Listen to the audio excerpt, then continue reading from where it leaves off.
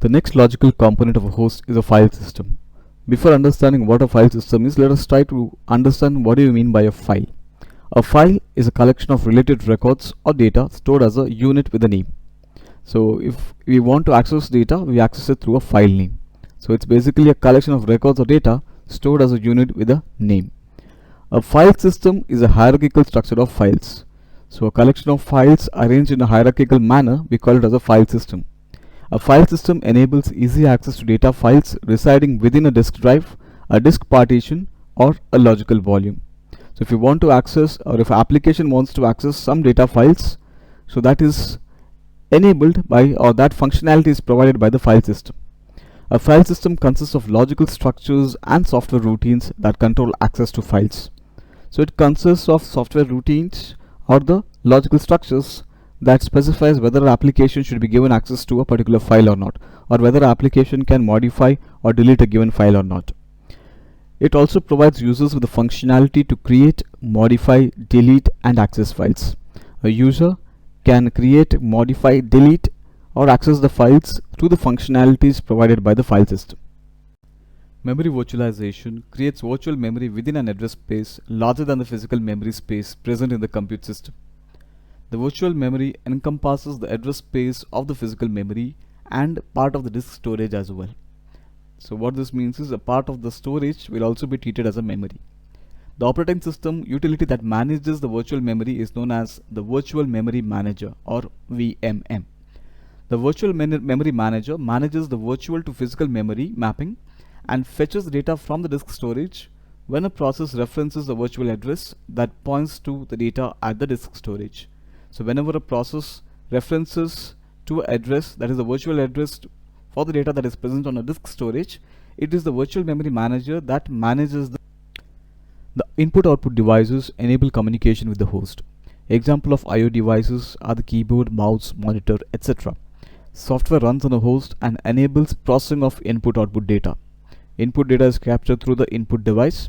The software running on a host enables processing of this data.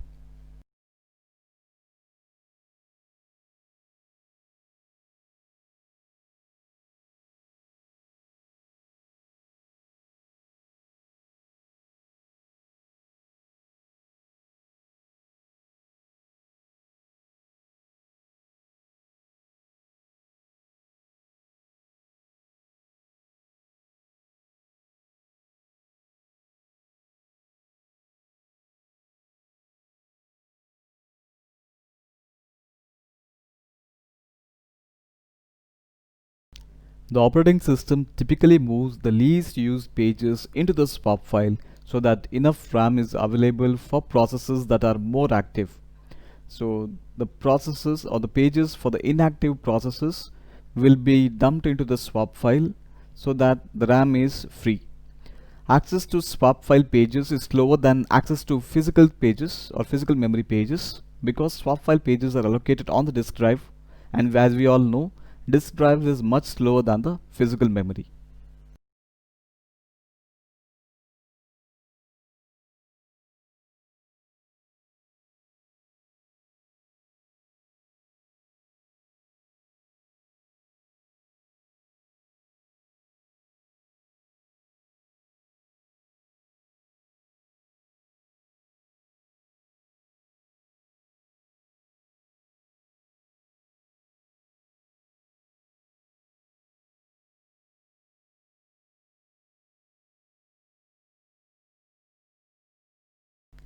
The file system size depends on the block size and the total number of file system blocks. So the file system size depends on the number of file system blocks present as well as the block size of the file system. A file can span multiple file system blocks because most files are larger than the predefined block size of the file system. So it is not necessary that a file needs to be mapped to one file system block. A file can span multiple file system blocks because typically the file size may be larger than the block size that was fixed during the time of file system creation. File system blocks cease to be contiguous and become fragmented when new blocks are added or deleted. So over time, as files grow larger, the file system becomes increasingly fragmented. So that is why in most of the operating systems we have an option called as defragmentation, right? So we can remove these fragments, or we can remove the fragmented blocks by using the defragmentation tool or defragmenter in some operating systems. The file system tree starts with the root directory. The root directory has a number of subdirectories. A file system should be mounted before it can be used. So before we can access the files in a file system, it should be mounted. Now let us move on to the next core element of a data center, that is the database management system. Before that, let us try to understand what you mean by database. A database is a structured way to store data in logically organized tables that are interrelated. A database helps to optimize the storage and retrieval of data. Now this database is created, maintained and used using a DBMS, or the database management system. A DBMS processes an application's request for data and instructs the operating system to transfer the appropriate data from the storage. So it is this database management system that processes the application's request for data. Suppose an application requests for some data to be fetched from the database. Now this DBMS instructs the operating system to transfer the appropriate data from the storage to the application. There are two types of file system. One is called as journaling file system and the other one is called as a non-journaling file system. Let us first try to understand what do you mean by non-journaling file system. Non-journaling file systems cause a potential loss of files because they use separate writes to update their data and metadata. If a system crashes during the write process, the metadata or data might be lost or corrupted. When the system reboots, the file system attempts to update the metadata structures by examining and repairing them. This operation may take long time on large file systems.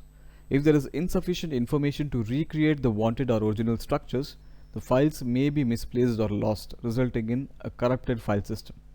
So in non-journaling file system, whenever a data is updated, the metadata associated with that data is not updated at the same time. It may be done at some point of time later. So in between that, if the system crashes, the system may not be able to repair the files that are corrupted. It may also result in the entire file system being corrupted if there is insufficient information, or if there is insufficient metadata, or if there is insufficient update applied to the metadata. So that is non-journaling file system, so which uses separate writes to update the data and the metadata. Now in a journaling file system, it uses separate area called a log or a journal, hence the name journaling file system. This journal might contain all the data to be written, that is a physical journal, or just the metadata to be updated, which is called as a logical journal, which in turn this journaling file system maintains two types of journals: the physical journal, which is the actual data to be stored, and a logical journal, which is the data about the data or the metadata that is to be updated. Before changes are made to the file system, they are returned to this separate area called as a log or the journal. After the journal has been updated, the operation on the file system can be performed. If the file system or if the system crashes during the operation, there is enough information in the log or the journal to replay the log record and complete the operation. So a journaling file system, it maintains a journal or a log with a separate area. Now there are two information that is stored in this journal. It may be a physical journal or the logical journal. Physical journal contains the data that needs to be written, and logical journal is the metadata that needs to be updated. So if the system crashes during the operation, there is enough information available in the journal to replay the log record and complete that operation. Journaling results in a quick file system check because it looks only at the active, most recently accessed parts of large file system. In addition to this, because information about the pending operation is saved, the risk of files being lost is reduced, which is a huge advantage over the non-journaling file system. A disadvantage of this journaling file system is that they are slower than the other file systems. This slowdown is a result of extra operations that have to be performed on the journal each time the file system is changed. However, the much shortened time for file system checks and the file system integrity provided by the journaling file system far outweighs its disadvantage. That is why nearly all file system implementations today use the concept of journaling. The next topic that we are going to discuss is compute virtualization, or you can call it as server virtualization also. Compute virtualization is a technique for masking or abstracting the physical hardware from the operating system. In compute virtualization, so there is an abstraction layer between the physical hardware and the operating system of the host. It enables multiple operating systems to run concurrently on single or clustered physical machines. So multiple operating systems can run in parallel on a single machine or a cluster physical machines. This technique enables creating portable virtual compute systems called as virtual machines. The technique of creating multiple portable virtual compute systems or virtual servers, we call them as the virtual machines. Each virtual machine runs an operating system and application instance in an isolated manner. Compute virtualization is achieved by a virtualization layer that resides between the hardware and the virtual machines. So this layer is called as the hypervisor. So hypervisor is a layer that resides between the hardware and the virtual machines. The hypervisor provides hardware resources such as the CPU, memory and network to all the virtual machines. Within a physical server, a large number of virtual machines can be created depending upon the hardware capabilities of the physical server. The next logical component of a host is a file system. Before understanding what a file system is, let us try to understand what do you mean by a file. A file is a collection of related records or data stored as a unit with a name. So if we want to access data, we access it through a file name. So it's basically a collection of records or data stored as a unit with a name. A file system is a hierarchical structure of files. So a collection of files arranged in a hierarchical manner, we call it as a file system. A file system enables easy access to data files residing within a disk drive, a disk partition, or a logical volume. So if you want to access, or if an application wants to access some data files, so that is enabled by, or that functionality is provided by the file system. A file system consists of logical structures and software routines that control access to files. So it consists of software routines or the logical structures that specifies whether an application should be given access to a particular file or not, or whether an application can modify or delete a given file or not. It also provides users with the functionality to create, modify, delete and access files. A virtual machine is a logical entity but appears like a physical host to the operating system with its own CPU, memory, network controller and disks. However, all virtual machines share the same underlying physical hardware in an isolated manner. If there are multiple virtual machines, each of these virtual machines share a single bunch of physical hardware. There might be only one CPU which will be shared among the multiple virtual machines, but the operating systems running on those virtual machines, to it appears as if it is working on its own dedicated CPU. Now, from the hypervisor perspective, virtual machines are discrete set of files that include the virtual machine configuration files, data files, and so on. Typically, a physical server often faces resource conflict issues when two or more applications running on the server have conflicting requirements. Server consolidation enables organizations to run their data centers with fewer servers. So by using the concept of compute virtualization, organizations can maintain their data center with a fewer number of servers. This in turn cuts down the cost of new server acquisition, reduces operational costs and also saves data center floor and rack space. So if the server compute virtualization is implemented, it helps the organizations to procure lesser number of servers, thereby bringing down the cost, reducing operational cost as well as saving the floor and the rack space in a data center. Creation of virtual machines takes less time compared to physical server setup. Now this is one of the major advantage over there. So time taken to set up a physical server takes more time when compared to creation of these virtual machines or virtual servers. Organizations can provision servers faster and with ease. Organizations can provision these virtual machines faster and also very easily as compared to setting up of physical servers. Individual virtual machines can be restarted, upgraded or even crashed without affecting the other virtual machines on the same physical machine.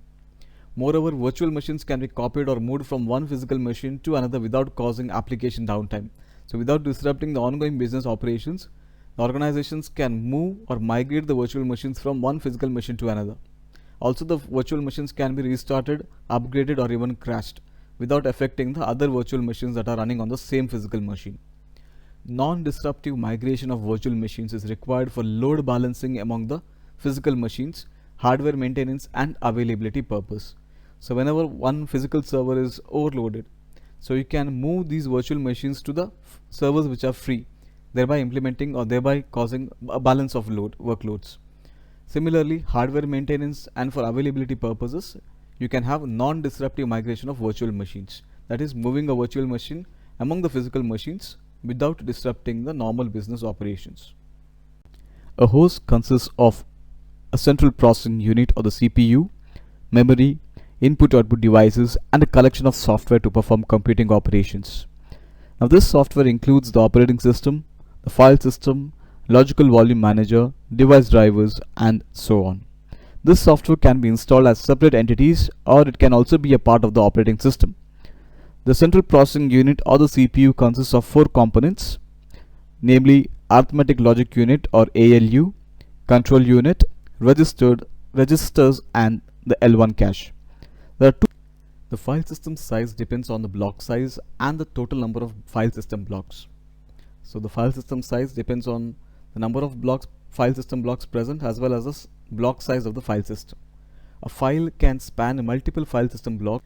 A host interface device or a host adapter connects the host to other host and storage devices. So a host interface device or a host adapter, it is used to connect a host to other host as well as to the storage devices. Examples of host interface devices are HBA and NIC. HBA stands for host bus adapter and NIC stands for network interface cards. Host bus adapter is an application specific integrated board or integrated circuit board that performs input-output interface functions between the host and the storage, thereby relieving the CPU from additional I/O processing workload. It reduces the burden on the host CPU from additional input-output processing. A host typically contains multiple host bus adapters. A port is a specialized outlet that enables connectivity between the host and the external devices. And host bus adapter may contain one or more ports to connect the host. So we have the host based devices, we have the port and cable, which forms the 3 main components of connectivity. The physical volumes cannot be shared between different volume groups, which means that the entire physical volume becomes a part of the volume group. We cannot have any physical disk to be shared between the different volume groups over there. So each physical volume is partitioned into equal size data blocks called the physical extents when the volume group is created. So when a volume group is created, so each volume or each physical disk present in that volume group is partitioned into equal size data blocks called the physical extents.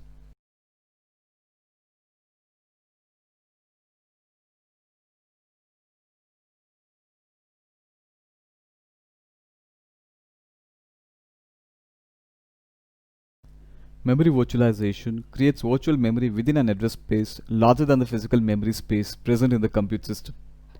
The virtual memory encompasses the address space of the physical memory and part of the disk storage as well. So what this means is a part of the storage will also be treated as a memory. The operating system utility that manages the virtual memory is known as the Virtual Memory Manager or VMM. The Virtual Memory Manager manages the virtual to physical memory mapping and fetches data from the disk storage when a process references a virtual address that points. The next interface protocol that we'll discuss is SCSI and serial SCSI. SCSI has emerged as a preferred connectivity protocol in high-end computers. This protocol supports parallel transmission and offers improved performance, scalability, and compatibility when compared to ATA. So when compared to the previous interface protocol, that is the ATA, this SCSI protocol offers better performance, scalability, and compatibility. But the high cost associated with the SCSI limits its popularity among home or personal desktop users. So while cost is compared between ATA and SCSI, SCSI is relatively cost higher. Over the years, SCSI has been enhanced and now includes a wide variety of related technologies and standards. SCSI supports up to 16 devices on a single bus and provides data transfer rates of up to 640 Mbps, that is for the Ultra 640 version. Serial Attached SCSI, also known as SAS, is a point-to-point serial protocol that provides an alternative to parallel SCSI. A newer version of serial SCSI, known as SAS 2.0, supports a data transfer rate of up to 6 Gbps. The next interface protocol we have is the fiber channel. Fiber channel is a widely used protocol for high-speed communication to the storage device. The fiber channel interface provides gigabit network speed. It provides a serial data transmission that operates over copper wire as well as optical fiber. The latest version of FC interface, known as 16FC, allows transmission of data. Internet Protocol, or IP, is a network protocol that has been traditionally used for host-to-host traffic. With the emergence of new technologies, an IP network has become a viable option for host-to-storage communication as well. Internet Protocol offers several advantages in terms of cost and maturity and enables organizations to leverage their existing IP-based network. iSCSI and FCIP protocols are common examples that leverage IP for the host-to-storage communication. So iSCSI or iSCSI and FCIP protocols are common examples that leverage the Internet Protocol for host-to-storage communications. So traditionally, this IP protocol was meant for host-to-host traffic, but with the emergence of new technologies, it has also become the best option for host-to-storage communication as well, because it offers many advantages in terms of cost and enables the organizations to leverage their already existing IP-based network. So there are a combination of SCSI and IP protocol known as iSCSI, and combination of fiber channel and IP protocol called as FCIP. Now, these protocols are common examples that use the IP-based network for host-to-storage communication. Storage. The storage device is the most important component in the storage system environment. A storage device uses magnetic or solid-state media or optical media to store the data. Disks, tapes, and diskettes are examples of the devices that make use of magnetic media. We have CD, DVDs, which use optical media to store the data. And we also have removable flash memory card, which is an example of solid-state media. Tapes are popular storage media that are used for backup because of their relatively low cost. So storage is a device, or storage device is used to store the data. It is one of the most important component in a storage system environment and a data center. So a storage device can use different media to store the data. It can be either magnetic media, like the ones used in disks, tapes, and diskettes. It can be optical media, which is used by devices such as CD and DVD, or it can be a removable flash memory card, which is an example of a solid-state media. Now let us look at some of the limitations of the tape when it is used as a storage device. Data is stored on the tape linearly along the length of the tape. Search and retrieval of data is done sequentially, invariably taking several seconds to access the data. Since the data is stored linearly along the length of the tape, it takes more time to access the data, since data needs to be retrieved sequentially. So it may take several seconds to access the data. As a result, random access data is slow and also time consuming. This limits tapes as a viable option for applications that require real-time rapid access to data. So for the applications that require real-time rapid access to the data, tape is not the preferred storage device, because it takes some time to actually retrieve the data sequentially. In a shared computing environment, data stored on tape cannot be accessed by multiple applications simultaneously, restricting its use to only one application at a time. Now this is one of the major limitations of the tape. Only one application can access the tape drive at a time, or a tape device at a time. So it cannot be shared, or it cannot be accessed by multiple applications simultaneously. That is a limitation of the tape device, which is used for storage. Also, on a tape drive, the read-write head touches the tape surface so that the tape degrades or wears out after repeated use. So there is a risk that the tape may actually break because of the wear and tear that is caused by the read-write head that touches the tape surface. And also, the storage and retrieval requirements of data from the tape and the overhead associated with managing the tape media are significant. So managing the tape media is not that easy. Apart from all these limitations, the only advantage of using tape is it is a low cost storage device. Okay, now that we have reached the end of chapter 2, let us have or summarize the topics that we have discussed in a very brief manner. So we started with the application. So we found that application is a computer program that provides the logic for performing the operations, read-write operations or any operations. We also discussed something called as application virtualization, which breaks the dependency between the application and the underlying platform, which includes the operating system as well as the hardware. Then we discuss the host. What do you mean by a host? What are the components of a host? We discussed that the CPU, memory, input-output devices, these are the physical components of a host. Apart from the physical components, we also discuss the logical components of a host, such as the operating system, volume manager, file system, and device driver. So we saw the different types of file system. We discussed something called as journaling file system and non-journaling file system. Then we discussed something related to connectivity. The connectivity, which is the interconnection between the host and the storage devices. There we discussed the components of connectivity, which includes the host adapters, cables, and ports. Apart from that, we also discussed the interface protocols. We started with IDE/ATA, then we discussed SCSI, and we discussed fiber channel protocol, and at the end we also discussed IP or the internet protocol. Then we discussed what do you mean by storage, and we also discussed the different media that is used by the storage devices. For example, disks, tapes, and disks, they use magnetic media. Removable flash cards, they use solid state media for storage. Similarly, CDs and DVDs, they use optical media. So tape is one of the low cost storage device that is available, but it also comes with its own set of limitations. With this, let us conclude this second video of your module 1 of the course Storage Area Networks. Thank you.